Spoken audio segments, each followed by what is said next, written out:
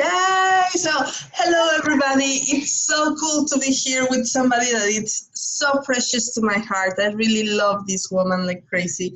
She and I have a wonderful history of being dancing naked in the jungle. So that is the level of sisterhood and love that I have with this amazing woman. She's Danielle Robin, and she's also not only a sex, love, and relationship coach, but she's also and relationships major coach. So that's her expertise, her area of expertise. Thank you so much, Sasha. It's so good to be here. I'm so happy to see you and to be supporting in this really beautiful message that you're spreading. So yeah, like you mentioned, I specialize in relationships. So right now I'm working as a conscious relationship coach. I work with both couples and also individuals in relationships on really breaking through to the next level of their relationship using consciousness and intentionality and heart, and working with them to solve whatever is coming up that's just creating blockages and really move past that in their relationship and find openings.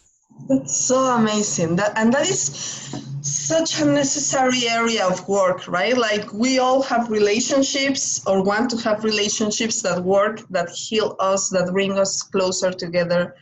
And that is something that we really need to invest work on. Otherwise, it doesn't happen just naturally, right? Oh, well said. Great point. No, it doesn't just happen naturally. And it's funny because people think that it does.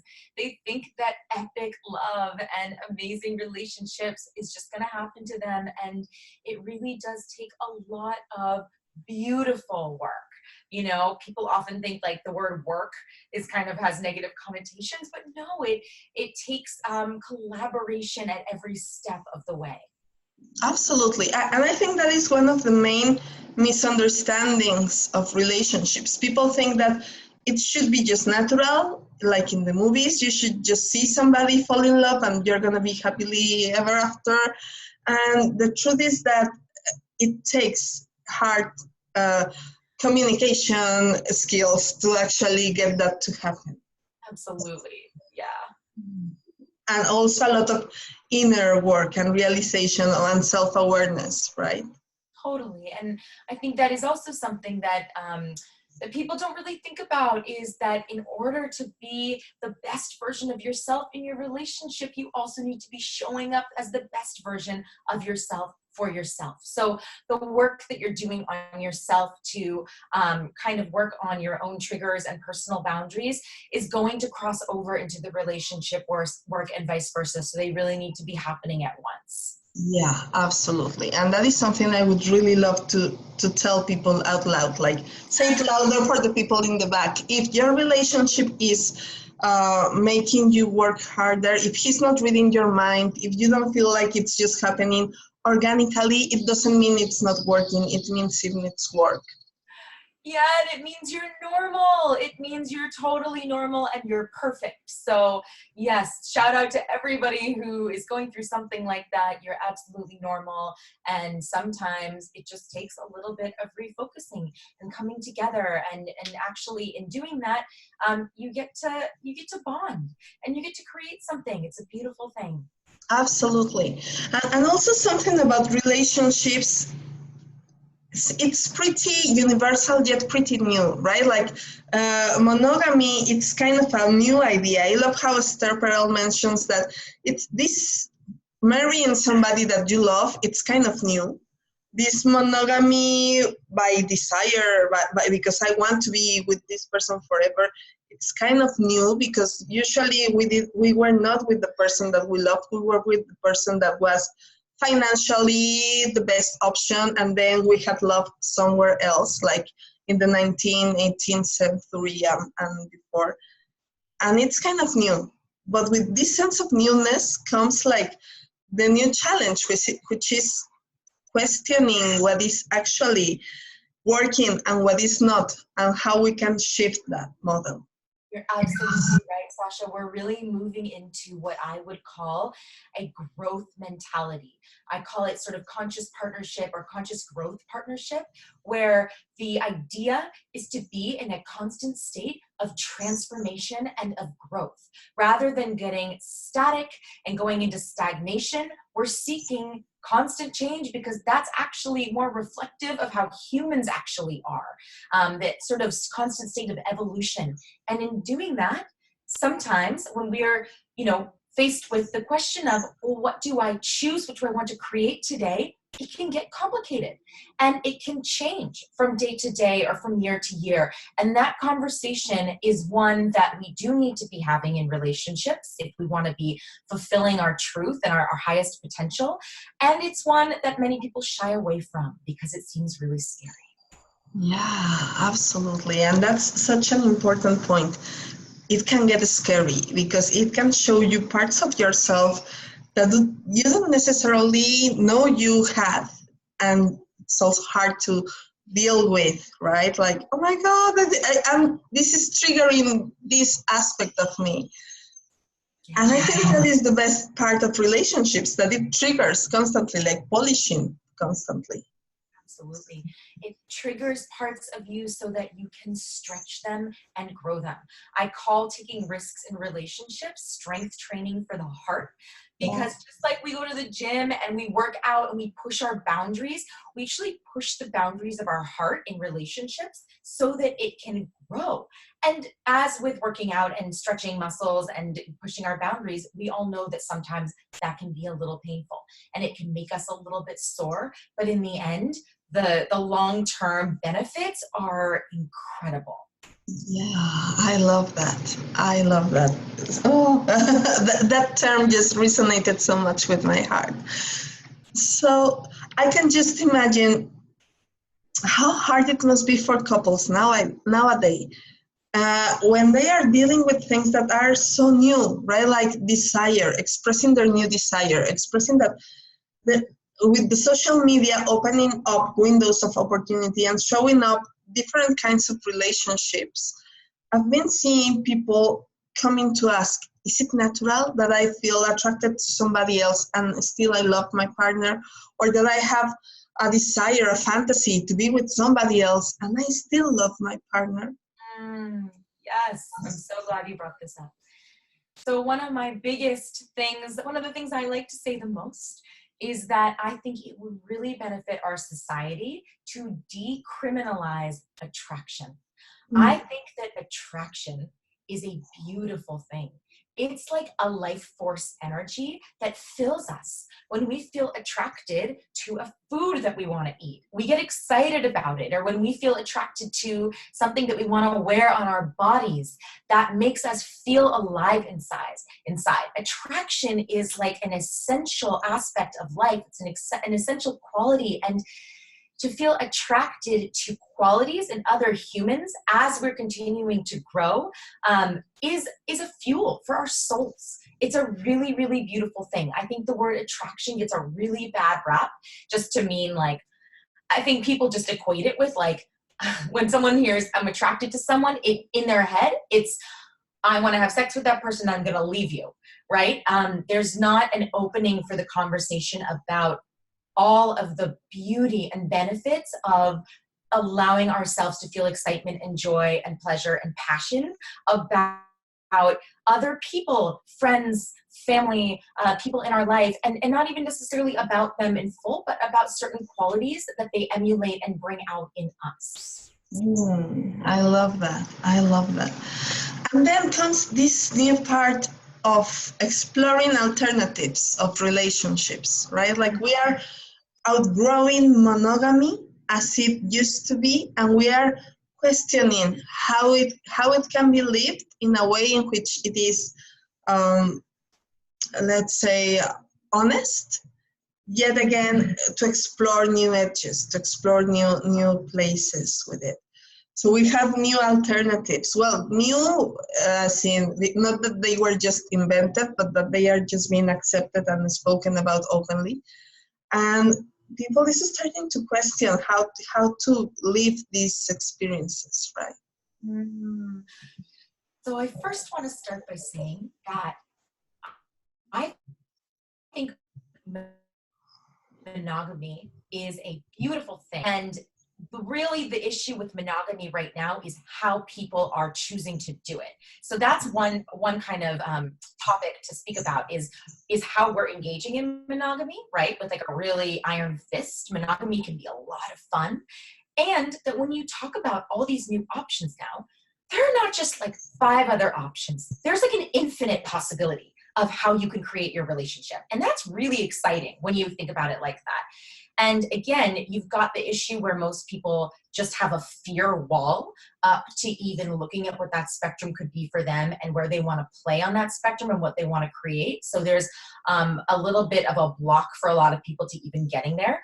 But once they do open up to the possibility of play, of other energies in their life, of expressing attraction for other people, again, what you can start to work on is aligning on an intention around that. So, you know, the first step to all of this is having a couple really open up discussion about what their desires are for their life and for their relationship, and reminding them that just because we're using the words open, it doesn't mean they're going all the way open. It doesn't mean that it's that old story about open, you have open and you have closed.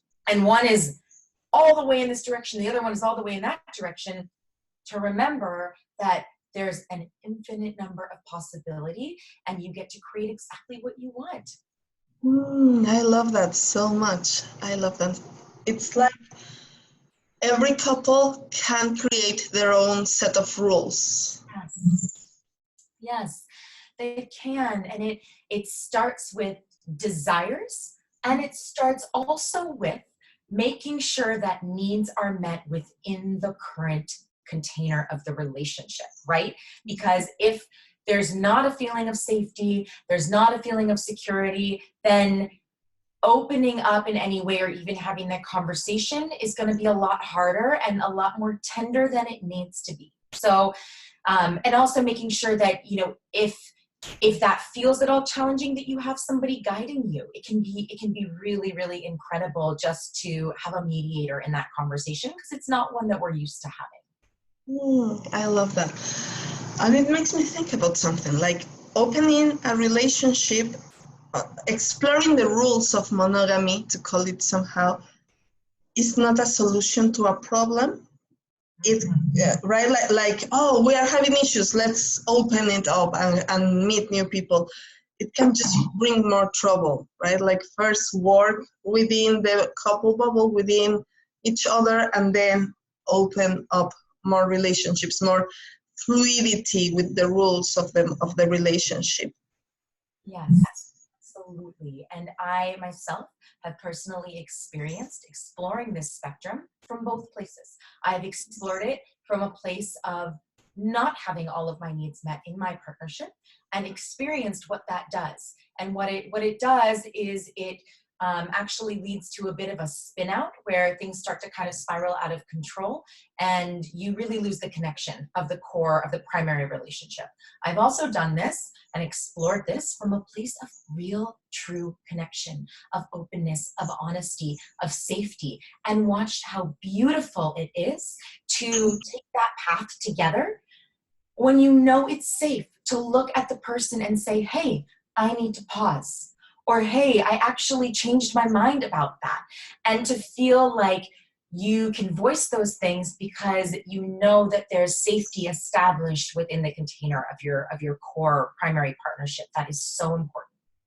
I love that. So I think that is one point that we need to put in black captions, like, look at this, right? Like, it's okay to every relationship, every couple has their own rules. They can't change. It's okay to explore and to see where they go, and to try to open and to explore your desires, your attraction to other people, but also to explore where you are doing that from, right? If you do it from a place of hurt and from a place of not feeling fulfilled, it can become a downward spiral, and that can be actually painful for both people in the relationship. Yes, which is why, as a coach, if a couple were to bring this to me, the first questions that I would ask is, where is this coming from? And before we even move into the desires of what they want to create, it's taking a step back and looking at the relationship itself and how can we strengthen it and what's going on there. And is there something that they're trying to cover up? Because often there is, and that's totally okay. But it's probably not the most recommended route if that is the case. So there's a sort of a deep exploration of the current status of the relationship that wants to be done first before even tiptoeing sort of into that beautiful spectrum that I spoke about before. I love that. I love that because I have to confess, when I have had like bad times with my husband, maybe one of the first thoughts that have come to mind is, let's open this up. Okay, so we will still want to be together, but what if you start knowing other women and I start knowing other men? But from this place of arguing and fighting and not feeling comfortable, I know that it would have been wrong to go that way for me at last. I often say in relationship, there are two reactions we can have to anything, and those are contraction and expansion. So when your partner asks you a question, you can expand into it and answer them fully, or you can contract. You can become triggered and you can shy away. And I think we all know what both of those feel like. So what I would ask is, in the desire to open things up, are you moving away or are you moving towards? Are you running away? Are you contracting? Or are you moving towards creation and possibility, right? So that's a great way to kind of check in and feel into which one it is. And it's totally okay if you're doing the contracting, running away thing. We all do it. We all like to fantasize. We all like to run away in our minds. But in terms of actually taking steps towards building a framework for openness, I would recommend doing it as a way to move towards transformation and growth and excitement and pleasure together. That's so powerful. That's so powerful in there. So wise. And on that note, I have had people asking me, right? Like, okay, we're so much in love, we're fine, we're living happily together, but my partner wants to experience this fantasy of a threesome or of going out with another person.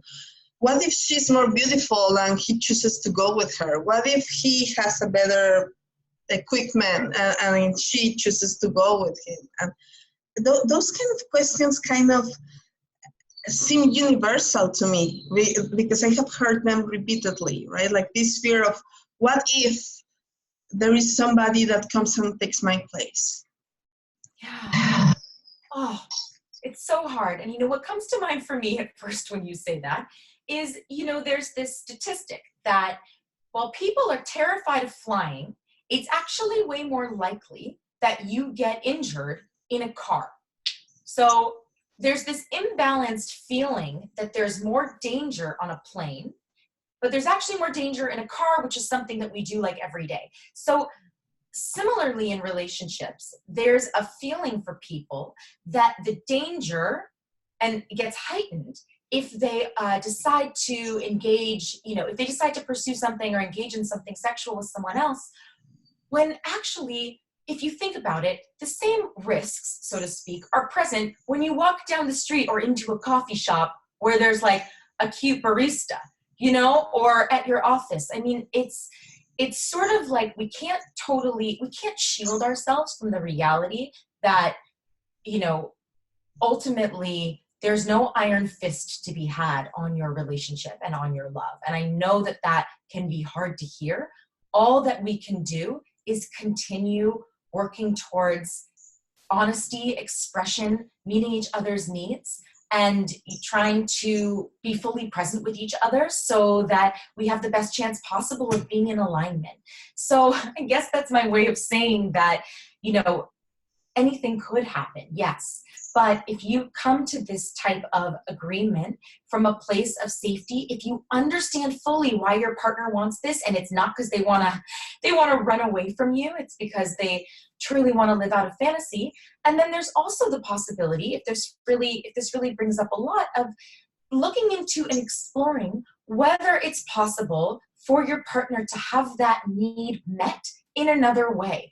I often hear from couples that, and I've also experienced this myself, that when there's been a real desire to, what I think in my head is like sleep with someone else or date someone else, what I found satisfies the desire is actually like flirting with someone else, or being seen looking attractive and being complimented by someone else. So it's actually not always the thing we think we want that satisfies the thing that we actually need. So that's another fun thing to explore, is if a partner says, you know, I have this desire and I really want it, to say, well, okay, if that desire represents like a level 100 for you, what's your level 10? Like, what would be your, what would be the first step to having that, and seeing if that's a more reasonable thing to do without disrupting the relationship in as big as of a way. That is like the secret of the, I mean, the secret of happy relationships there, that want to explore, but yet again, they don't want to open up too much. I'm just thinking that, because at least that's a conversation that I have had with my husband, right? Like, you can fantasize about, well, imagine a threesome or whatever, but I'm not really ready to go there. I don't know if I would like the result. I don't know if I would like actually having somebody else, but the fantasy exists. So absolutely. Yes. So, and I mean, yes, you would start to think about, okay, well, if that's my 100, let me dial it back. What would be my level 2? Maybe the level 2 is talking about what would happen, talking about it with your partner and getting excited about just creating a story, creating a fantasy together that you both talk about, or writing the fantasy and journaling and putting it into some channeling in some really awesome fiction. Or maybe you find a video that already exists that's already kind of a manifestation or a representation of the fantasy you have in your head that you can watch together. I think there's a lot that we can do that touches upon these desires, but that isn't necessarily pushing us outside of our boundaries and our agreements with our partners. that is so important, so important, because I know that as much as there are many people out there that are very adventurous and they want to go and experience, and they have this level of trust in the relationship where they can actually make new agreements and be in peace. I know that that is not the reality of most relationships, especially when they have been together for a long time. Yeah, absolutely. I think one of the sad things that happens is the minute one partner says, I'm interested in something, the other partner goes into contraction rather than into opening. And it creates this like dynamic that now they can't talk about it, which is why, it is so important to have somebody walk you through this and be a mediator for this conversation, so that both people can feel like they can speak their needs. It doesn't become this taboo, scary thing that then they can never talk about it again. Because, then what's bound to happen is partner A, who had a desire, that desire is going to grow. And it's going to become a bigger thing, and they're going to feel like because they can't have it, they want it even more. So it's something that actually can be dealt with in a really beautiful and kind of, immediate way that doesn't lead to it blowing out of proportion. Maybe one of the things that I love the most about this part of the conversation is that it suits my nervous system, because it's like people can get to feel so much pressure about going out their comfort zone, right? Like, oh my God, that now monogamy is not the thing anymore. See, everybody's speaking about polyamory. We all should try it. We all should try open marriages, and we all should be more open sexually and try threesomes and orgies and swinging. But the truth is that not everybody wants to go there, at least not in one first step, maybe eventually, but not everybody is ready. But there is this social conditioning that makes you feel like maybe you are wrong because you are not there yet, because you're not sure if you would actually feel comfortable. So this normalizes those feelings. Yes. One of the other things I want to put in Sharpie and bold and say to the people in the back of the room is that I feel like what we've been told about transformation, we actually can look at it a little differently, and there's a little bit of a reframe here. We've been sort of sold on this idea often, if like that transformation can happen and should happen overnight, and that we need to push ourselves to like jump into the deep end and, you know, jump off the cliff, where that's actually not the most integrative and supportive way to transform and shift behaviors. It's actually, in the word I just said, shifting in small little steps that we create change, because that way our body and our nervous system, as you mentioned, can get used to change. And we're not just flailing ourselves off the deep end without any support. No, we've taken steps up the ladder to get there. And that's something that I really like to work with people on, and why I'm a big proponent of like the take your level 100 down to a level 2 and then we'll talk, is because it's actually not as safe for the body and for the nervous system to transform in that kind of shocking way. That makes sense. Absolutely. Yeah. Wow. I know you get it. Yeah. And yet again, I'm thinking about a particular case, for example, that I had about somebody telling me, okay, my partner wants to explore outside our marriage. I already agreed. I already said yes. What do I need to have in consideration? So what I told this person was, you need to have in consideration that you set your rules straight, that you speak openly about every detail, and that you know that your relationship is strong enough already, that you know that you are not a body part, right? Like you are not a couple of big boobs, because there's going to be always somebody with bigger or firm boobs. So that same way, know that you love your partner complete, the whole package, the whole person, the whole story you have together, and speak up your rules. You can create your own rules. Is there anything you would like to tell a person in this scenario? So I think it goes back to, and that's all advice. I think it goes back to what we were talking about earlier with doing the work on the self in tandem as doing the work on the relationship, and just making sure that this person is holding themselves, is able to hold themselves, is staying grounded, and probably more importantly, or most importantly, is in touch and in tune with their boundaries. So is really checking in and is comfortable and safe using their voice when it no longer feels safe for them, or where they feel like a boundary's been crossed. This is one of the biggest things I see in couples who decide to open up, is they feel like they can't pull it back. They feel like once they say yes to something, they're not allowed to say no. Just like consent in any other sexual play or exploration, like you always have a no. Always, no matter what. And so don't lose access to that no, and keep really close to what your boundaries are. That's so powerful. That's so powerful. You can always take it back and say, okay, that's it. It was a nice experience, but no, not anymore. That's it. Yeah, you can. Yeah. That's amazing. Thank you so much for this. Thank you so much. Yeah. It is such a nice and very important conversation. So I would like to ask our viewers to just write down any question that you have. If you would like us to have another conversation to speak further about relationships, about this way in which we play with love, in which we play with our partner, this like handball game in which we give and take, right? If there's anything else you would like to explore, let us know, and we will be so happy to read your comments and to explore further. Yeah, beautiful. Yes, and Sasha, thank you so much. You are a radiant host. Thank you for all your super insightful questions and your support. And I really look forward to being back and answering more questions about relationships and intimacy and conscious partnership and love. It is truly my life's work, and I'm so excited to be sharing it with you today.